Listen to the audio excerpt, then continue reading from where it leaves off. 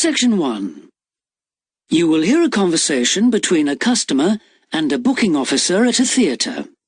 First, you have some time to look at questions 1 to 4 on page 2.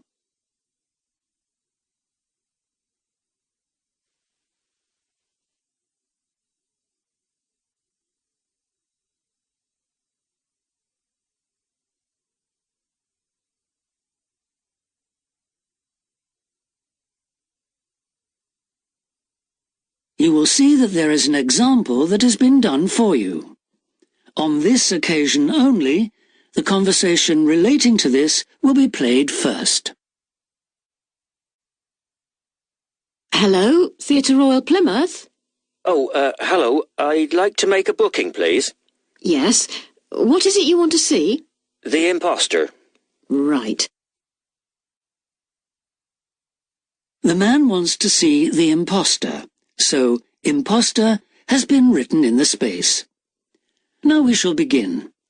You should answer the questions as you listen, because you will not hear the recording a second time.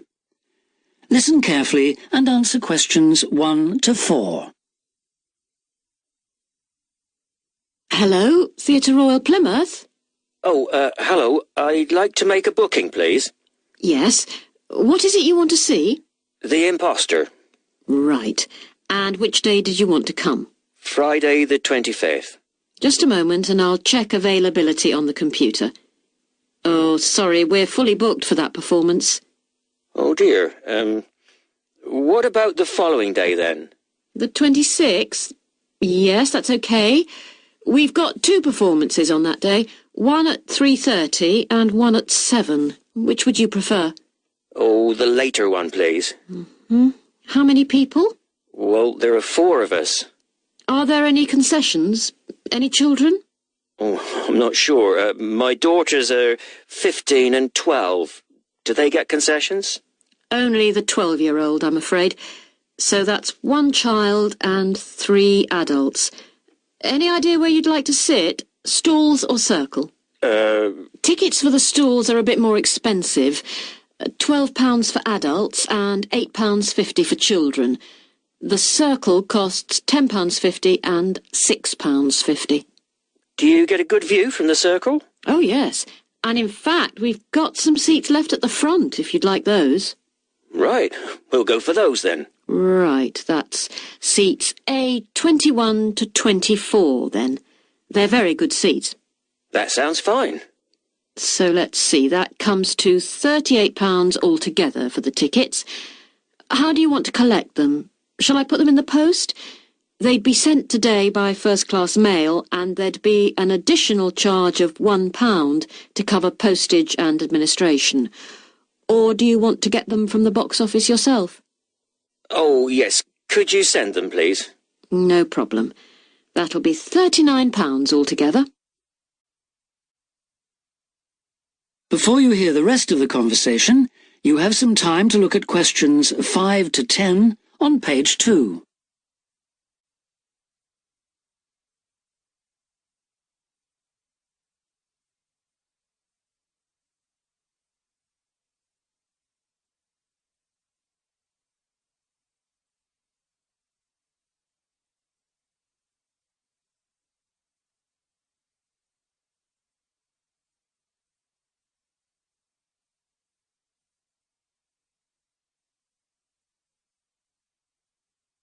Now listen and answer questions 5 to 10.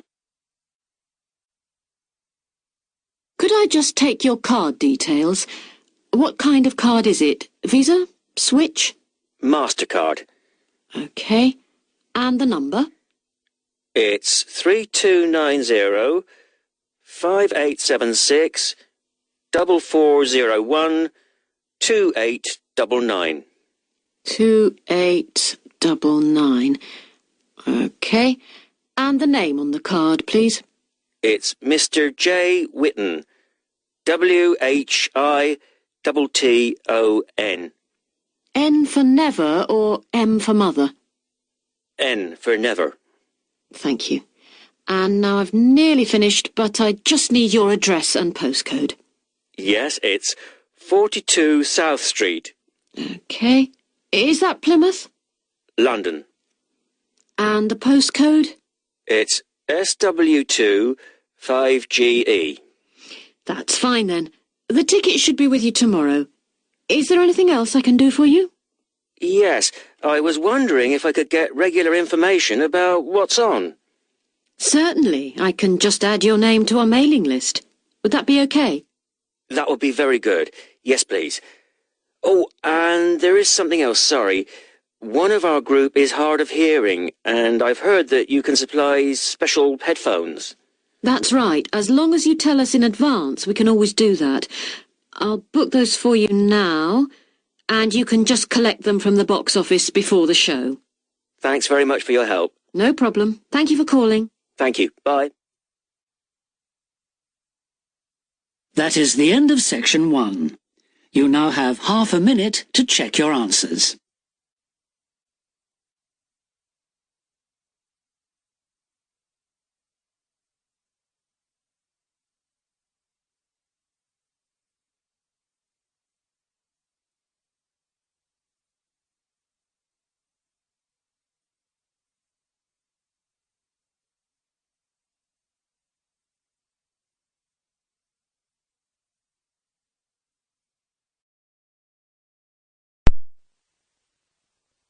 Section 2. You will hear the organizer of a rock festival talking to the exhibitors and performers at a planning meeting. First, you have some time to look at questions 11 to 17 on page 3.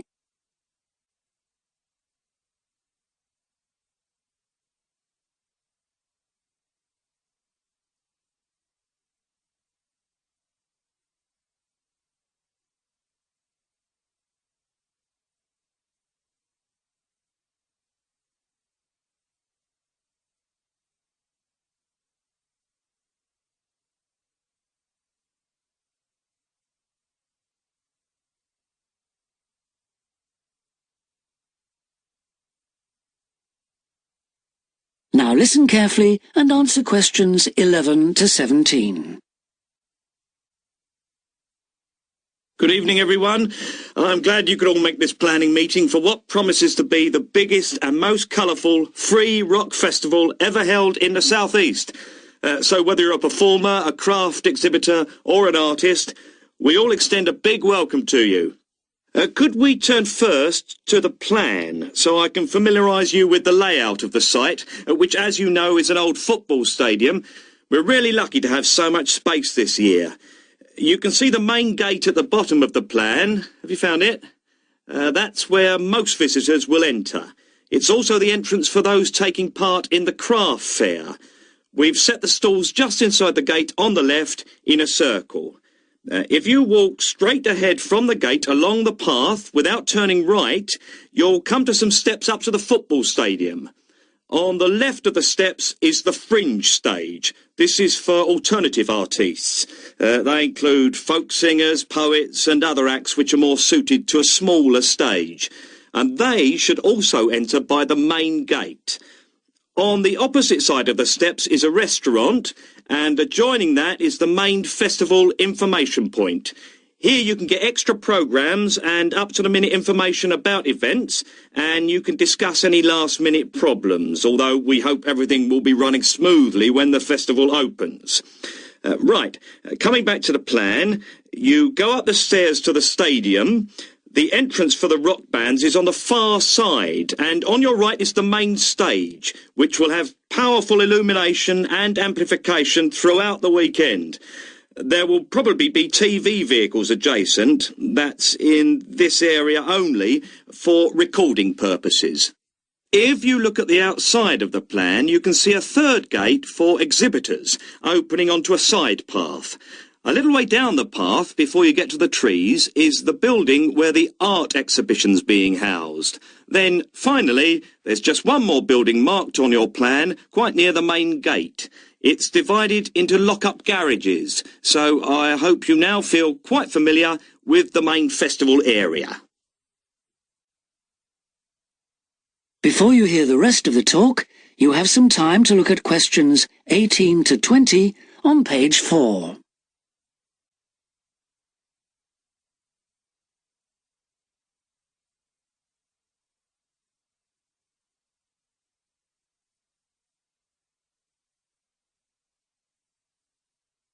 Now listen and answer questions 18 to 20. We also hope that you'll have received your welcome pack. In it you should find 2 parking tickets for yourself and anyone assisting you, an armband to indicate that you are an official visitor, one of our brilliant yellow badges with the new festival logo, a festival programme, and several sheets of information that we'd ask you to study carefully before the event. Please could you note that all setting up of stalls, displays and so on should be completed by 9:30 a.m. and that, unfortunately, we won't be able to allow any vehicles to enter the festival area after that time. Yeah, it's a big site, but even a few vehicles parked in the wrong place can block the paths. With crowds of people, and we are expecting several thousand, this can merely be a nuisance, but if there's an emergency and access for an ambulance is blocked, the situation will become not just annoying, but also dangerous. And don't forget, it could be your mother or your child who needs help. Several exhibitors and craftspeople have asked us if any provision can be made for overnight storage of tables, chairs and display items, rather than having to take them home and bring them again. We're pleased to say that a limited amount of space has been made available in the building near the main gate. You'll be issued with a yellow ticket to reclaim your property, similar to the red parking tickets, so do check you bring the right one. But please understand that this is entirely at your own risk, as we can take no responsibility for items lost or damaged. I think that's all I have to say at this point, but thank you all for your attention. That is the end of section 2. You now have half a minute to check your answers.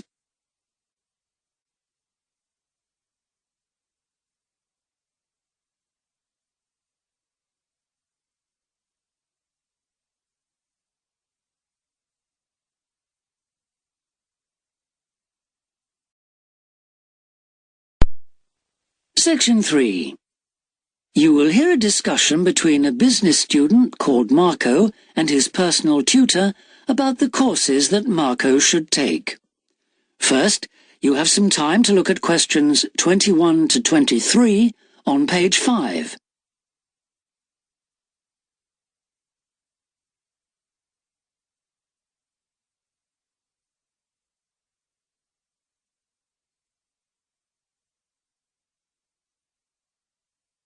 Now listen carefully and answer questions 21 to 23.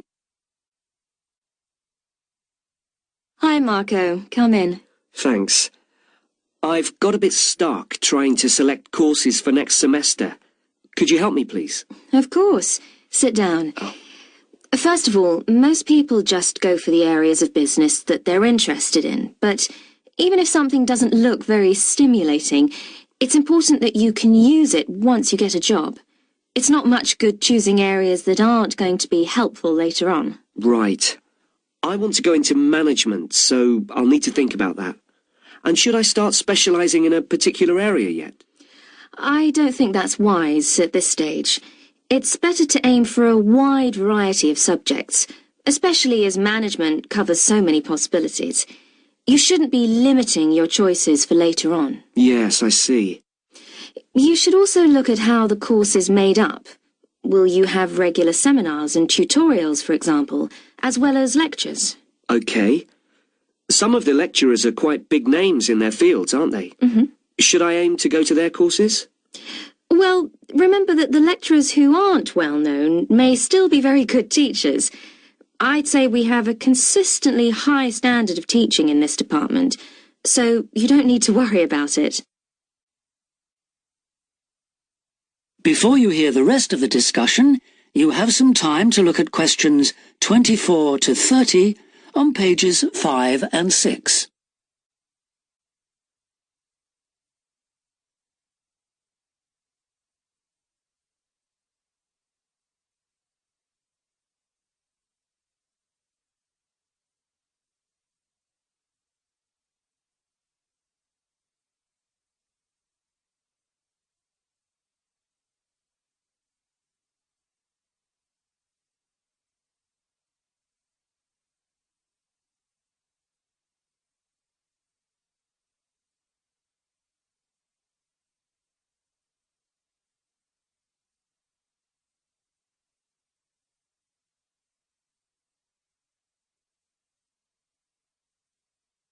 Now listen and answer questions 24 to 30. Good. Well, that's a great help. Now, last time we met, you mentioned doing team management, didn't you? That's right. I'm still quite keen on the idea. The trouble is that because of changes in the content of various courses, team management overlaps with the Introduction to Management course you took in your first year. So what you learned from it would be too little for the amount of time you'd have to spend on it. I'll drop that idea then. Have you had a chance to look at the outline I wrote for my finance dissertation? I left it in your pigeonhole last week. Yes. Why exactly do you want to write a dissertation instead of taking the finance modules? It'll be pretty demanding. Well, I'm quite prepared to do the extra work because I'm keen to investigate something in depth, instead of just skating across the surface. I realise that a broader knowledge base may be more useful to my career, but I'm really keen to do this. Right. Well, I had a quick look through your outline, and the first thing that struck me was that you'll have to be careful how you set about it, as the way you've organised it seems unnecessarily complex. The data that you want to collect and analyse is potentially valuable, but you'll need to narrow down the subject matter to make the whole thing manageable. Okay. I'll have another look at it. I was talking to Professor Briggs about it yesterday, and I got some more ideas then. For part of the dissertation, I was thinking of trying to persuade finance managers from 3 or 4 companies to let me ask them about their company finances. If not, I think I'll have to change to another topic. Well, go ahead then. I could give you some names. Thanks. Now, let's talk about practicalities. Your dissertation must be finalised by the end of May, so you should aim to finish the first draft by the end of March. Is that feasible? Yes, it shouldn't be a problem. I'll need to register for the dissertation, won't I? Is that with the registrar's department? No, it's internal to this department, so you just need to let the secretary know. Do that as soon as you're sure you're going to write the dissertation. Okay. Then, to analyse your statistics, you're going to need some suitable software. If I were you, I'd drop into the computer office and ask them for a copy. Right. So, if I revise my outline, can I... That is the end of section 3. You now have half a minute to check your answers.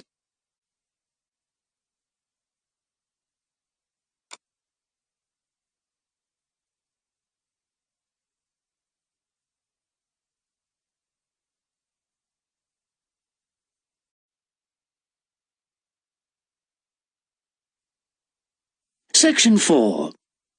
You will hear a talk about a research project on the tiger shark. First, you have some time to look at questions 31 to 40 on pages 7 and 8.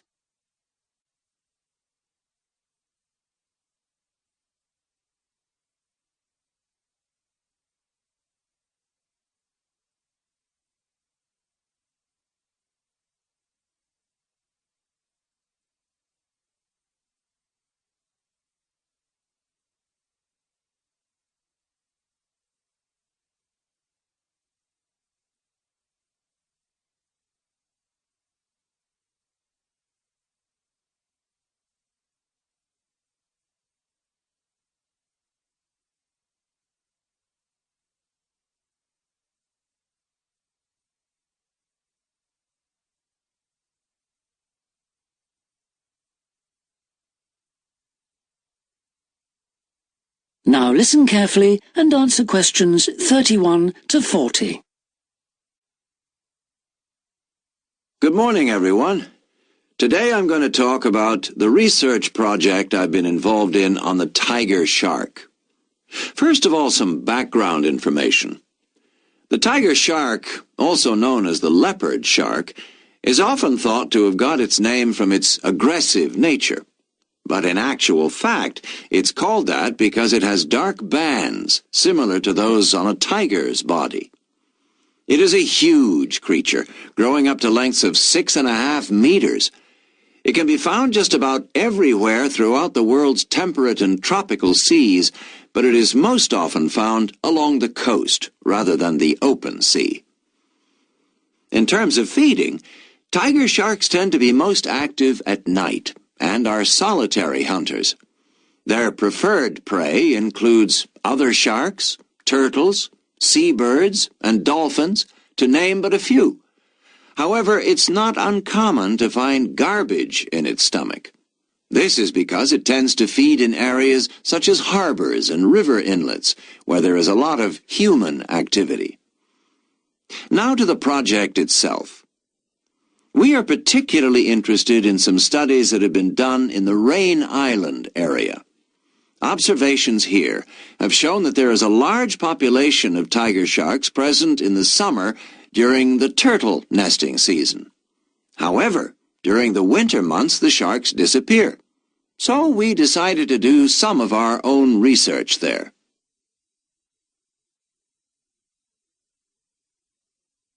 The first step was to tag a number of sharks so that we could follow their movements. To do this, we first needed to catch the sharks. Early in the morning, we baited lines with large bits of fish and set them in place.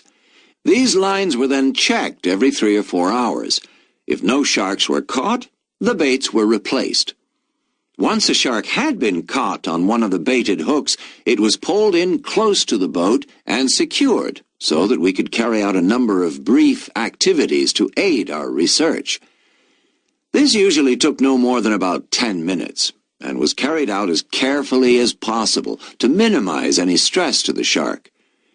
Each of the tiger sharks that we caught was measured and fitted with an identification tag, and also a small amount of tissue was taken for genetic studies. For some larger sharks over 3 meters long, we also inserted into the belly a special acoustic tag capable of sending satellite signals, while on other large sharks we attached a camera to the dorsal fin to enable us to study the behavior and habitat use of the sharks. After this, the shark was released, and we were able to follow its movements. So what was the purpose of all this tagging? Well, while we were already familiar with some aspects of the tiger shark's behavior and food sources, what we hoped to do in this project was to see exactly what factors affected the migration patterns of tiger sharks and whether it was, in fact, food, weather, and reproductive needs. These are some of our findings. On February 21st, a large female shark, whom we named Natalie, was attracted to our research boat at the northern tip of Rain Island and fitted with one of the satellite tags I've just mentioned. No transmissions were received from Natalie between April 2nd and April 29th, indicating that she didn't surface to feed during this period. The area in which she was last reported is very shallow, suggesting that she may have changed her feeding preferences during this period to focus on prey found on the sea floor. We also made a number of other discoveries, thanks to the various transmitters we used. It seems that tiger sharks move back and forth between the ocean floor and the surface quite often. This may help the sharks conserve energy while they swim, but it probably also helps them hunt, since this movement back and forth maximizes its chances of not being detected by its prey until the last minute. So far, our findings have not been conclusive. However, we have gained some very interesting insights into the behavior of tiger sharks and are now hoping to develop our research further. That is the end of section 4. You now have half a minute to check your answers.